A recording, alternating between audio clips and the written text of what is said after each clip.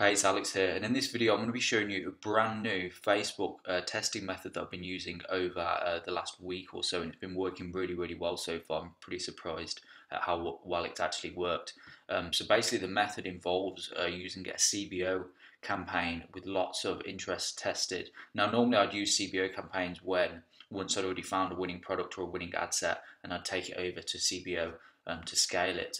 But I've actually been testing products now with CBO campaigns, and it's worked really well. And what you want to do on top of that is this method involves implementing automation rules to kill off bad ad sets early. So essentially what that is if one of the ad sets falls below your break-even ROAS, so your break-even ROAS is essentially the point where the inflection point where you go from being profitable to unprofitable. So when that point occurs, you implement automation rules to automatically switch off those ad sets, and then because you've got a CBO campaign running, Facebook will then automatically allocate that killed budget into a new best performing ad set. So essentially you're just killing the bad ones and then allocating more budget over to the best ones really efficiently. And then you want to test at least 15 interests, and you want to use Facebook suggestions for inspiration, and don't overthink your interests. A lot of people think like targeting and being like laser targeted and doing all these like audience insight stuff is the key to success. It really isn't. You've just got to test loads of interests and just find what works. That's the best way and the quickest way. You're not going to waste loads of time either. And so the requirements for this method is you need to know your break-even ROAS, so I'll tell you how to calculate that. You need a great product and a great video ad. Now, any method won't work unless you've got a great product with a great video ad. So you want evidence that the product is already successful. So I'll show you how I found this winning product and how you can apply the same method to your product research strategy. And you want a great product page and product description. You want something that's going to convert really well, so you can be profitable from the get-go, even with cold traffic and cold interests. And I'm also it's going to be a case study type video, so I'm going to be showing you the winning campaign in my ads manager following this method, so I'll show you that in a minute. I'm actually going to show you the winning product used. So this is a current winning product. It's not a really old product, it's one that's currently working for me. I'm actually going to show you the product because, to be honest, at the minute I don't really have time to work on it or scale it further. So I'm also going to show you exactly how I found that product. So I'm going to show you the actual product, this store I copied it from, how I found it and so forth, the winning video ad that I used as inspiration for that product. So literally everything's going to be revealed in this. I'm going to show you the type of store that you should be using when doing this testing method, and also how to implement automation rules and how to calculate your break-even ROAS. Okay, so if we just take a look at the campaign that we're talking about, so it's this one down here. As you can see, it's from the 10th of March 2019, so it's pretty recent. And the reason I'm showing you at the campaign level is because for this particular product, I actually tested the product as a CBO campaign. So if you're unfamiliar with that, it means campaign budget optimization, and it's where Facebook basically allocate the budget at the ad set for you, the ad set level, rather than you having to do it. So all you do is manage the amount that you're spending at the campaign level. So as you can see, for this day, I was getting a pretty low CPM and low cost per purchases, spent just over 1,600. So I initially tested this product as a CBO and just increased the budget gradually per day. I was getting 0.41 cost per view content, pretty decent conversion process from the add to carts to purchases, and then website purchase return on ad spend for that day was 2.75, so it was very profitable and brought in over 4,000 in conversions. And this is just using cold traffic and cold interests. I haven't even started to scale this properly.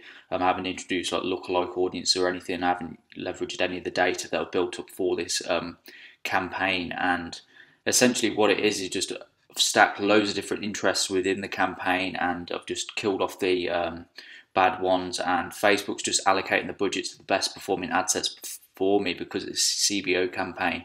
So what I'm going to do is show you now exactly what this product is. So it's a memory foam pillow. I'll show you on AliExpress. I'll also show you the winning ad that I identified on Facebook that I used as inspiration for the product. I'll show you the store as well where I copied the product from. So I'll show you exactly how I found this product, how I then took it and structured my campaign as a CBO campaign and tested loads of different interests, and now it's kind of just scaling on autopilot for me. And I'm also going to show you how to implement automation rules so it can streamline the process for you and prevent you from wasting any of your budget. Okay, so I found the winning product by basically scrolling through my newsfeed, and I came across an ad by a business or dropshipping business called sleepwellness.co. And the ads had gone quite viral. It got millions of views within the first couple of weeks, so it was a clear indication that the product was doing well to get that kind of traffic. So I came and visited their website, and it's clear that they're running like a niche store. This niche store revolves around sleeping and sleeping well and so forth. So I just wanted to check the traffic volume to make sure that they're actually successful and they're driving significant traffic from the ad, because just because an ad gets millions of views doesn't mean people are necessarily clicking on the ad and visiting their product page. So don't necessarily assume that an ad that's gone viral is necessarily profitable. It's not always the case. So what I do is just check the traffic volume of the store using an app called SimilarWeb. So what I noticed was that they probably launched the store around December 2018, and since then they've had a consistent increase in traffic volume to their store. So as you can see here, they had 0 visitors. Now they're up to 45,000 visitors, so it's about 1,500 visits per day. So they're doing pretty well, and it is a niche store. So if we just click on their products here, so it's clear that all these products are from the sleeping niche, and the product which I've used as my winning product in this case study is this sleep wellness memory foam pillow. It can be found on AliExpress. I was getting it for about $13 off AliExpress. So as you can see, this store, they've got a great product description, they've got lots of reviews and stuff.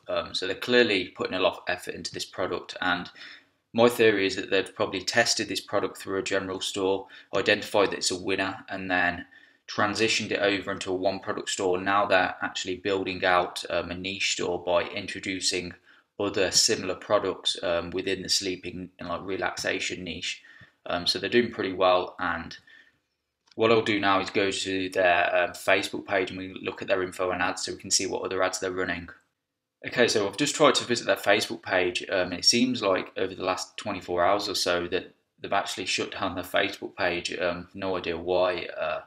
It just says that this content isn't available at the moment. So my guess is that they'll probably change the Facebook page to prevent people like me and you from spying on them. So yeah, they've probably just changed their Facebook page, and now they're running their ads from a different page. So it probably can be found, but I won't find it in this video. But so there's clearly kind of people have got their eye on this product for this successful store to randomly change their Facebook page. They clearly know what they're doing to stop people from spying on them. But anyways, I already know. When I'd previously visited their Facebook page, all their info and ads section were for this product here. So it was clear that this was their winning product that's built around this store. So I took this product forward and then tested it myself using the CBO method that I'm going to be outlining in more depth in a minute. Okay, so the overall strategy that I used is a CBO campaign, and when you go to set up your campaign, you'll have this little option here where you can select your for budget optimization. So you want to make sure you've checked that, and then put your daily budget at the campaign level. Now you want to do it at least $100 for the first day to really be able to test quickly, particularly if you've put in a lot of effort into your product research, you found a hot product which is currently trending, you really want to test it as quickly as possible. So you can go less than this if your budget doesn't allow this sort of spend, but you can go more if you want. But this is kind of what I start at when doing a CBO campaign, when testing a product. And you want at least 15 ad sets, as mentioned before. You can do more or slightly less if you've got a lower budget. And you want to use targeted keywords that directly relate to the product. So the product in this case study was a memory foam pillow. So you just type in keywords like pillow, sleep well, and things like that, and orthopedic pillow.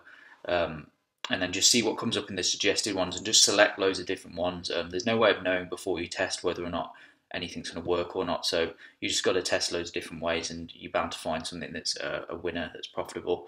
And you want to obviously go for a website conversion purchase straight from the get-go, regardless of whether you've got pixel data or not.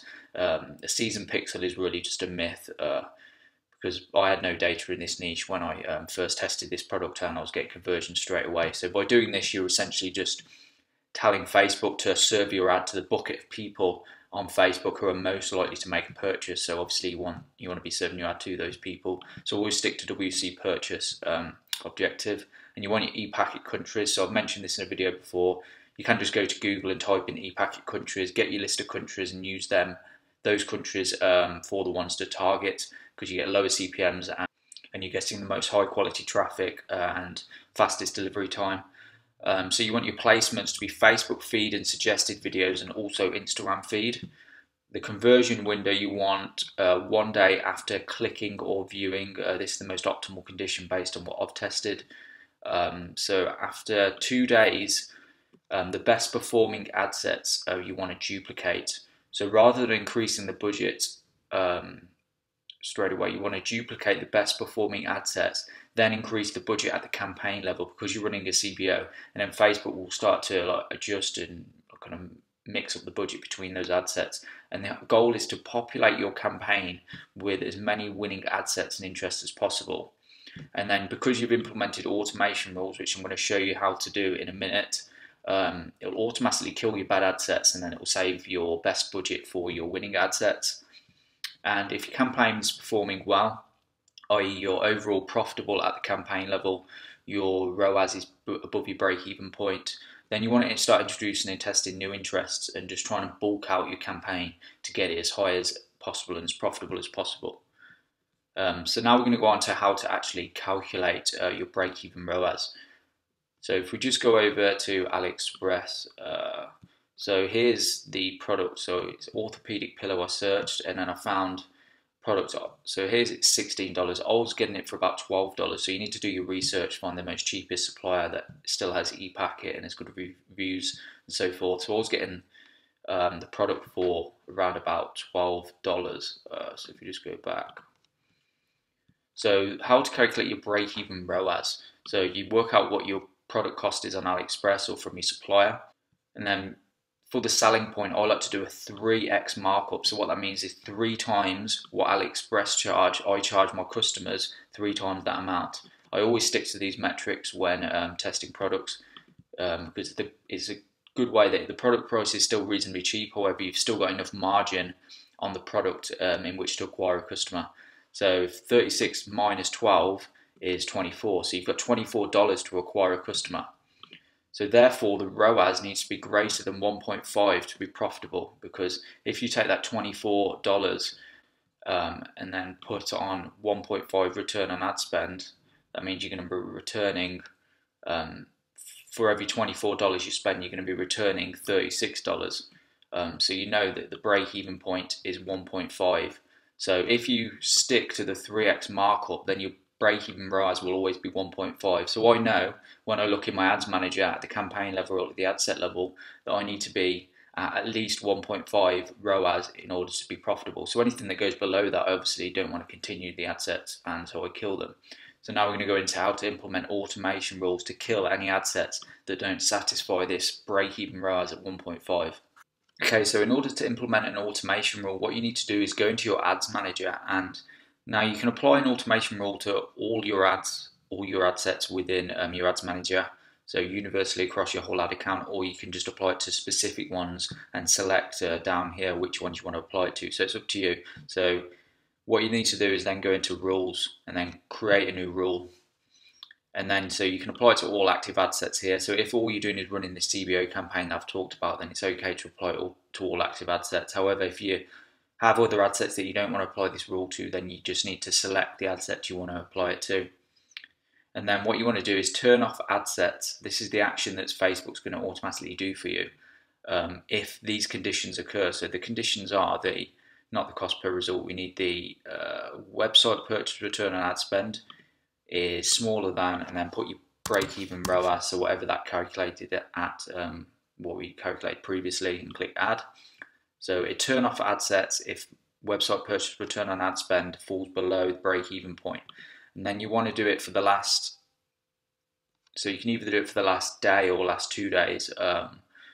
So it's up to you. You can do, so what this means is Facebook will backtrack either 24 or 48 hours to see if this rule has been satisfied. So we can click 2 days here. So Facebook will then look back and be like, okay, has the ad set achieved a 1.5 ROAS within the last 2 days? And then you want to just keep it as default, set it as continuously. So you want to run it. Actually, no, sorry, you want the rule to be applied daily, so it will apply the rule once per day, and then obviously kill off the bad ad sets once per day that aren't meeting the 1.5 ROAS. You can have it email you about the rules, but I don't normally do that. And then just call it, say something like break-even ROAS greater than 1.5, or something that you're going to recognize, and then just click create down here, and then that'll apply it to all your ad sets within the campaign, and will automatically turn off the bad performing ones. So it will save you loads and loads of money and budget, so it's not going to be wasted on bad performing ad sets. Okay, so it's important that for the automation rule that I've just spoke about, that you don't add it straight away when your campaign launches. You want to wait 24 to 48 hours before you implement this rule, because if you do it straight away, then obviously you're not going to have any purchases or any data in your ads manager for Facebook to kind of analyze and to use the rule for, because you're not going to have purchases instantly. You need to wait like 48 hours before you implement the rule. Then you can start killing off the bad ad sets, because if you try and do it straight away, Facebook will just kill them all off automatically. So just bear that in mind. That's it for today. I hope you've learned a lot in this video. I hope it's kind of helped you kind of understand a new testing method, and also how to find winning products, and the importance of having a really good video ad, a really good product page, and testing a product thoroughly with lots of different interests. Now, the reason I'm not going to be scaling this product is I haven't really got time at the minute. I've got my course that I'm working really hard on at the minute. I've got other products and so forth. So I just haven't got time to really work on this for now. So that's why I've revealed all the product and everything in this video. Now, that doesn't mean you should necessarily just copy this product, because this video is probably going to get thousands of views. So it's likely that kind of a lot of other people are just going to copy this product, this exact strategy and so forth. So it's probably going to get saturated really quickly, but it doesn't mean that you can't go and apply this same strategy to a different winning product, because it probably work elsewhere as well. So don't necessarily just copy the product.